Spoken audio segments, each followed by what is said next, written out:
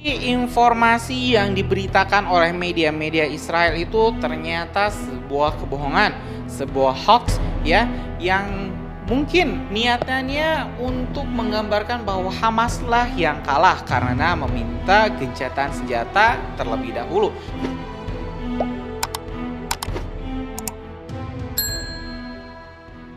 Sebuah kabar mengejutkan datang dari salah satu juru bicara Hamas, Mahmoud Al-Mardawi, yang menyebutkan bahwa Hamas tidak pernah datang ke Kairo untuk membicarakan terkait perundingan perdamaian ataupun gencatan senjata.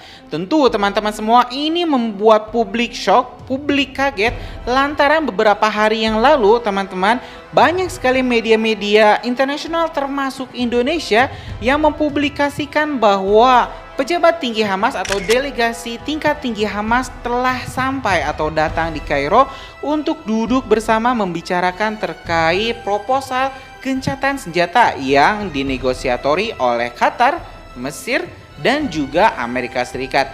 Nah, teman-teman semua, tentu ini membantah klaim media-media asal Israel yang menyebutkan bahwa Hamas meminta gencatan senjata selama 20 ataupun 30 hari. Nah, tentu teman-teman semua, ini membuat publik heboh lantaran sebelumnya muncul sebuah isu juga bahwa pertanggal 1 Januari hari ini gencatan senjata akan dimulai dan perang akan diakhiri. Tapi semua itu akhirnya gagal ya teman-teman semua, karena ternyata Hamas sendiri tidak pernah datang ke Kairo untuk membicarakan soal gencatan senjata ataupun perdamaian dengan Israel.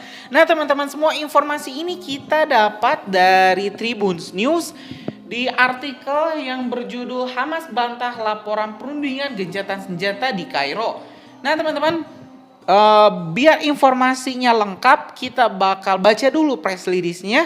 Untuk itu mari kita simak dulu press release-nya teman-teman semua. Dilansir dari serambinews.com, sayap perlawanan Palestina Hamas membantah kedatangan delegasinya ke Kairo, Mesir untuk menyerahkan tanggapan mengenai proposal gencatan senjata Mesir.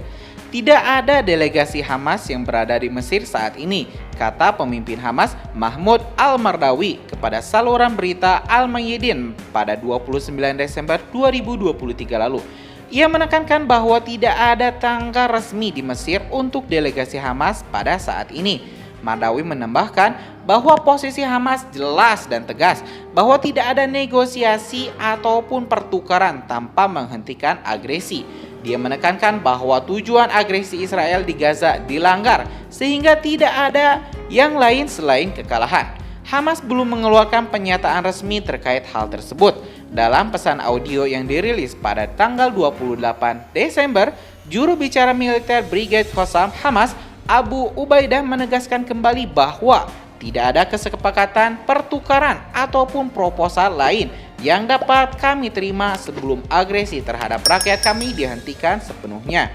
Pada hari yang sama, 5 faksi perlawanan Palestina, Hamas, Jihad Islam Palestina, Front Populer untuk Pembebasan Palestina, Front Demokratik untuk Pembebasan Palestina, dan Front Populer untuk Pembebasan Palestina Komando Umum bertemu di Beirut untuk membahas perkembangan operasi Banjir Al-Aqsa. Faksi-faksi tersebut menekankan perlunya gencatan senjata terakhir dan semua tindakan agresi Zionis dan penarikan pasukan pendudukan dari jalur Gaza sebagai syarat sebelum melakukan pertukaran tawanan dan atas dasar semua untuk semua. Kepala Otoritas Informasi Umum Mesir, Dia Rahwan, mengeluarkan kerangka proposal pada hari Kamis, menggambarkannya sebagai upaya untuk mendekatkan sudut pandang antara semua pihak terkait dalam upaya menghentikan pertumpahan darah Palestina dan agresi tersebut terhadap jalur Gaza dan memulihkan perdamaian dan stabilitas di kawasan. Proposal Mesir mencakup rencana 3 langkah untuk menetapkan gencatan senjata yang dapat diperpanjang serta pembebasan puluhan tawanan Hamas secara terukur sebagai imbalan atas pembebasan tahanan Palestina.